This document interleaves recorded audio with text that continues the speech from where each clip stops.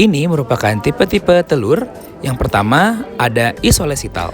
Itu intinya yang berwarna merah berada di tengah-tengah, sementara yolknya yang berwarna hitam berada di sekelilingnya mengelilingi. Biasanya terdapat pada echino dan mamalia.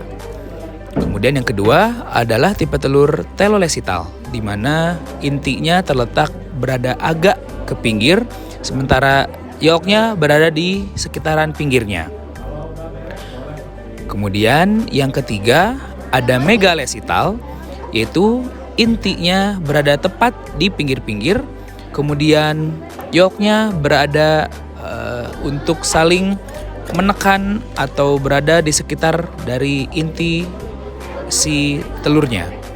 Kemudian yang terakhir ada centrolesital, yaitu intinya yang berwarna merah terletak persis di tengah-tengah dikelilingi oleh yolk yang berwarna hitam.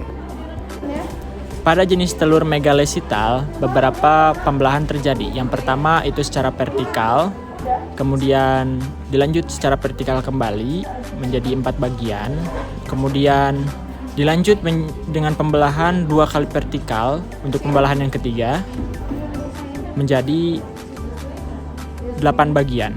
Kemudian pada pembelahan yang keempat terjadi pembelahan secara horizontal dengan ukuran yang berbeda antara ukuran yang atas dengan yang bawah sehingga tidak simetris.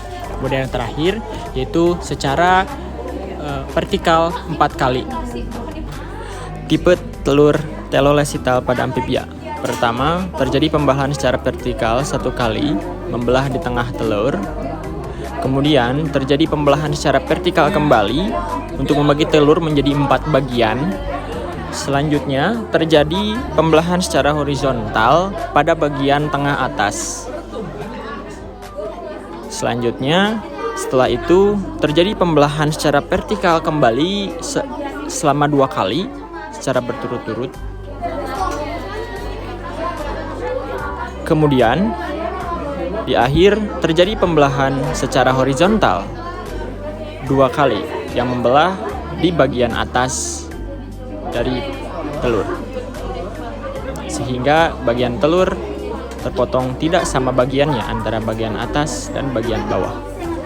Selanjutnya tipe isolesital pada echinodermata diawali dengan pembelahan vertikal secara meridional 1 kali, kemudian dilanjut dengan pembelahan vertikal pada sisi yang lainnya sehingga membelah presisi sebanyak 4 bagian. Kemudian pada tengah bagiannya terjadi pembelahan secara horizontal atau ekuator sehingga membagi menjadi 8 bagian secara sama. Dan kemudian terjadi 2 buah pembelahan vertikal secara presisi juga. Dan kemudian terakhir pembelahan 2 kali secara horizontal atau 2 buah pembelahan secara horizontal. Proses pembelahan sel telur pada mamalia mirip dengan proses pembelahan pada echinodermata.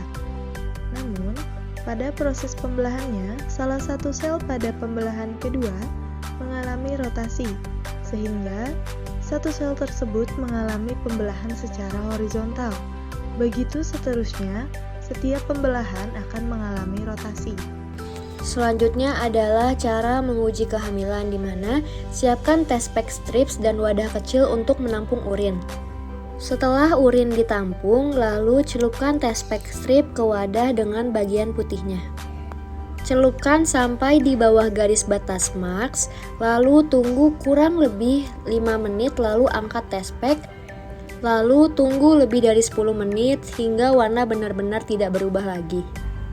Bila muncul 2 garis merah menunjukkan kalau hamil, sedangkan 1 garis atau tidak ada garis sama sekali menunjukkan kalau tidak adanya kehamilan. Selanjutnya adalah menguji masa subur, di mana tampung urin ke dalam wadah yang kering dan bersih, pegang ujung alat tes yang berwarna biru, lalu celupkan ovotest strip ke dalam wadah berisi urin selama 5 detik saja dan tidak melewati batas maks. Setelah itu, angkat dan letakkan ovotest strip di atas meja atau permukaan yang datar lalu diamati. Bila muncul 2 garis merah menunjukkan jika dalam masa subur, sedangkan jika hanya menunjukkan 1 garis maka tidak dalam masa subur.